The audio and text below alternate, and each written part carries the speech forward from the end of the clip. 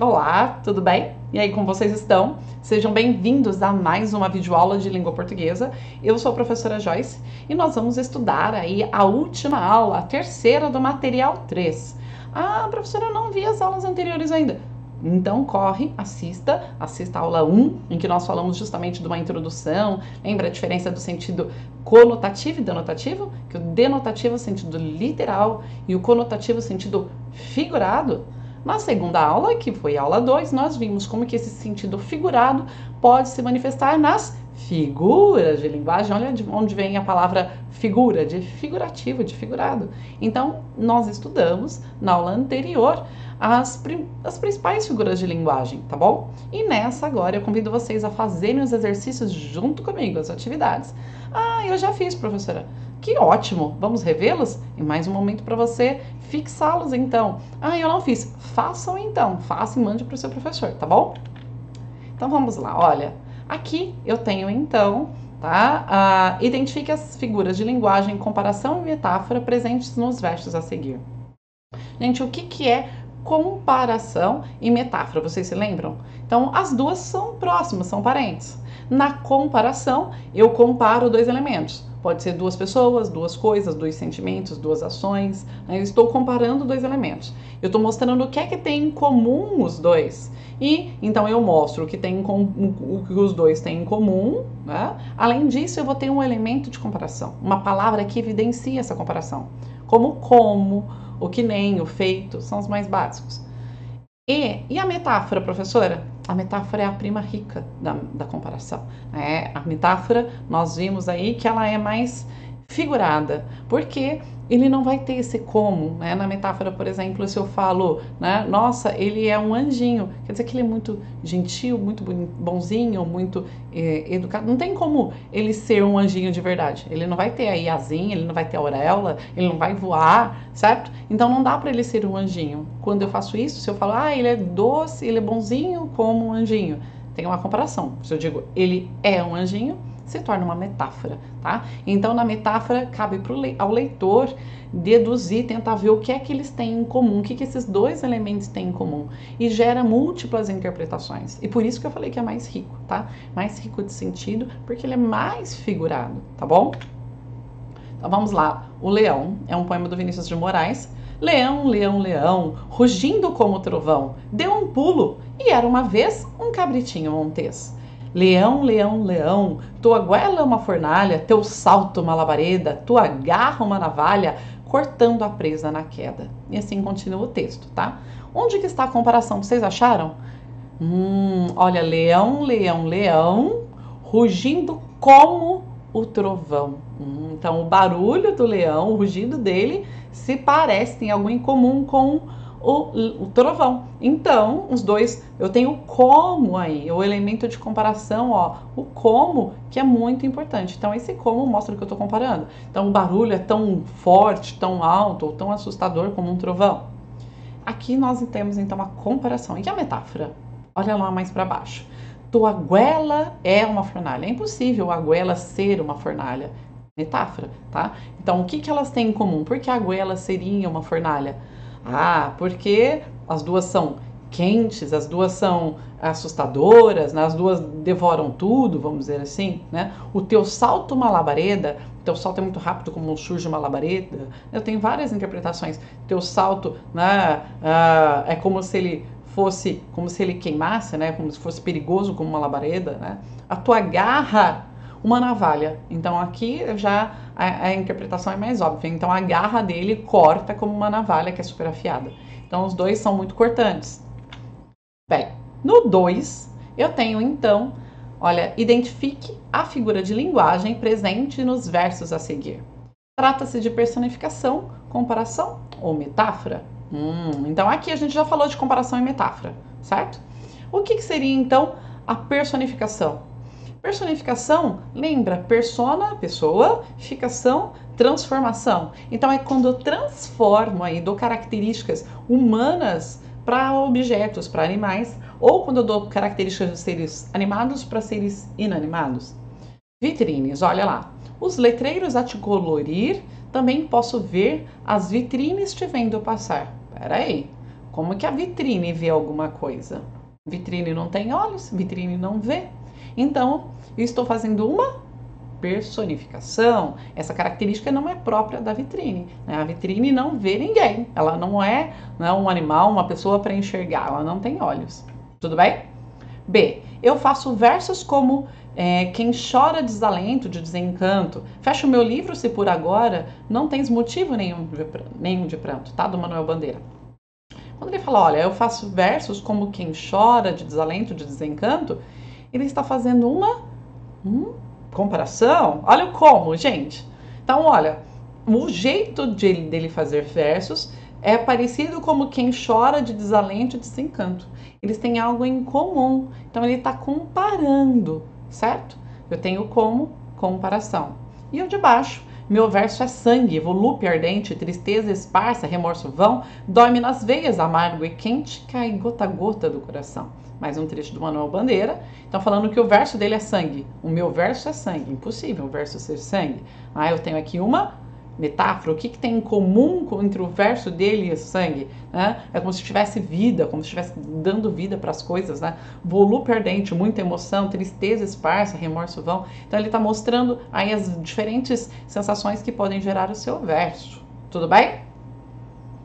E é como se o verso caísse gota a gota do coração. Também é uma metáfora. O verso não vai cair gota a gota do coração. O verso não sai do coração. Né? Mas simbolicamente, metaforicamente, ele sairia do coração. Ok?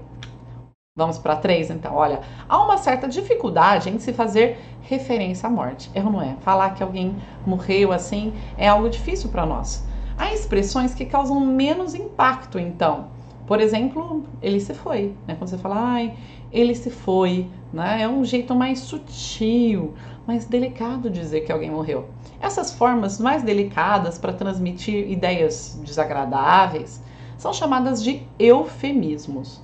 Encontre outras formas para atenuar a morte. Então aí, que outras expressões no nosso dia a dia que vocês já ouviram falar aí de morte? Em vez de falar que alguém morreu, poderia ser o quê? O que a gente poderia dizer então? Ele faleceu, né?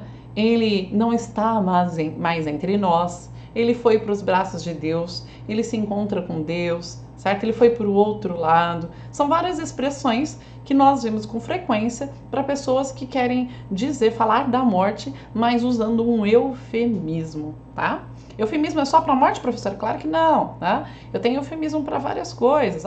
Ele foi expulso da escola. Não, às vezes é meio forte falar isso. Ele foi convidado a se retirar. Olha, muito mais sutil, né? Então, vamos lá. 4. Identifique a figura de linguagem da tirinha. Então, você é o melhor amigo de todo mundo, né? O meu melhor amigo no mundo. Olha quem tá falando isso. A aranha, né? Embora eles estão se comunicando aqui por balões de pensamento, porque nenhum dos dois falam, mas é a aranha declarando a sua amizade pro Garfield. E o Garfield pega o jornal e faz smack, né? Uma onomatopeia aí. Você reparou como o mundo é cruel, né? Ele diz para a aranha, né? Por meio de, novamente, pensamentos. Os balões são pensamento. Ele fala, eu estou pegando o jeito. O que nós temos? Que figura de linguagem a gente tem aí? Né? Nós temos muito evidente uma ironia, tá? Porque primeiro ele fala que é o melhor amigo do mundo, né? O melhor amigo dele do mundo. E o que ele faz para compensar essa amizade? Ele vai lá e acerta, né, o jornal. É algo inesperado. Ele falou, você reparou como o mundo é cruel? Não é o mundo que é cruel, era ele que é cruel. Então essa quebra de expectativa, ou mesmo quando eu digo uma coisa e o meu... na verdade eu quero dizer outra, né, eu quero dizer o contrário, é uma ironia. Tá? Então o Garfield deu uma resposta super irônica. Você reparou como o mundo é cruel? Né? E aí a resposta da aranha lá toda amassada, estou pegando o jeito, né? Eu tenho aqui então uma ironia. Eu poderia até falar que eu tenho uma personificação prosopopeia. Também não deixa de ter, porque eles se comportam aí, né, como se fossem seres humanos, falando, se comunicando, certo? Próxima, né? Leia a música e responda a questão 5. Eu nasci há 10 mil anos atrás e não tem nada nesse mundo que eu não saiba demais. Eu vi a Arca de Noé cruzar os mares, vi Salomão cantar seus salmos pelos ares. Eu vi Zumbi fugir com os negros para a floresta, pro quilombo dos palmares eu vi. Eu fui testemunha do amor de Rapunzel, eu vi a estrela de Davi brilhar no céu. E para aqueles que provar que eu estou mentindo, eu tiro o meu chapéu. Uma música aí então do Paulo Coelho com o Raul Seixas. E eu tenho nos dois, né, por meio dessa letra, feita pelos dois aí, interpretada pelo Raul Seixas, já foi cantada por ele, certo?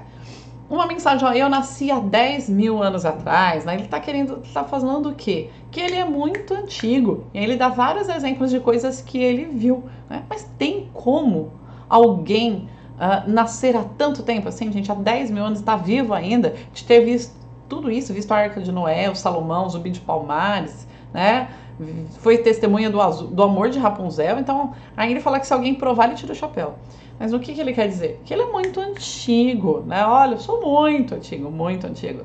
E quando a gente fala, eu nasci há 10 mil anos atrás, quando eu mostro o meu exagero, né? A mesma coisa como você falar, ai, estou morrendo de cansaço. Ai, eu estou morrendo de fome. Na verdade, você não está morrendo, é um exagero. Né? Então, todas as vezes que nós exageramos, vocês se lembram o nome daquela figura de linguagem? Se chama hipérbole. Né? Hiper quer dizer muito, exagero aí. Então, uma hipérbole é quando sempre eu exagero para enfatizar uma ideia. É possível observar, então, nesse trecho, a figura, acabamos de falar, a hipérbole, certo? Letra B. 6. Circule as antíteses dos provérbios abaixo. Para você lembrar, lembra aqui que é uma antítese? Anti quer dizer contrário, né? Anti-inflamatório, contrário à inflamação, antibiótico, né? Tudo que é anti aí quer dizer oposto, contrário. Então a antítese quando eu tenho a aproximação de palavras opostas, de palavras contrárias, certo? Então, ó, ficou entre a vida e a morte. Cadê as palavras contrárias? Vida e morte, né? Amor e ódio são faces da mesma moeda. Cadê as palavras contrárias? Muito fácil, hein? Amor e ódio. Água mole em pedra dura, tanto bate até que fura. Onde estão essas palavras opostas? O mole e o dura. Né? Quem ama o feio, bonito lhe parece. E quais são as palavras opostas, as antíteses? Feio e bonito. Fácil. Então, toda vez que eu quero mostrar um contraste entre duas coisas aí, muito evidente, eu faço uma antítese. 7. A figura de linguagem sinestesia, que ocorre no trecho a voz áspera daquela professora nos fazia perder o encanto das aulas, ocorre também em quê? Você lembra o que é sinestesia? É quando eu misturo os sentidos, as sensações percebidas por órgãos de sentido diferentes. Então, eu tenho a visão percebida pelos olhos, o olfato, né, percebido pelo nariz, o paladar pela boca e pela língua. Eu tenho a audição pelo ouvido, né, e o tato pelas mãos, pela pele. E aí, quando eu pego coisas que são, né, uma sensação mais complexa, mais elaborada, misturando os sentidos, eu tenho uma sinestesia. E, quando eu falei, então, a voz áspera, voz, audição, áspera, tato. Né? Que uma voz áspera, uma voz, né, que alguma coisa áspera é ruim, né, que machuca. Então, aquela voz áspera do professor fazia perder o encanto, numa voz, às vezes, mais agressiva, mais irritada, alguma coisa nesse sentido. E onde que eu vou ter também a sinestesia? Em qual dessas alternativas? Olhem aí, vê se vocês conseguem encontrar. Então, está na alternativa C, né? Cada vez que ela chegava perto, sentia o cheiro doce daquele perfume. Então, cheiro doce é uma sinestesia. Cheiro, olfato, doce, paladar. E a nossa última atividade, né? Leia o texto e explique a antítese do anúncio. Já falamos sobre esse texto lá quando nós vimos a aula 2, quando nós vimos a antítese. Vocês lembram? Vamos ver quem lembra. Cadê a antítese? Falamos agora, antítese, palavras contrárias. Onde que eu tenho esse contraste? Eu tenho tanto na imagem quanto nas palavras. Então, vamos lá, vamos observar a imagem primeiro. O que eu tenho aí? Olha, eu tenho de um lado uma floresta verde, né?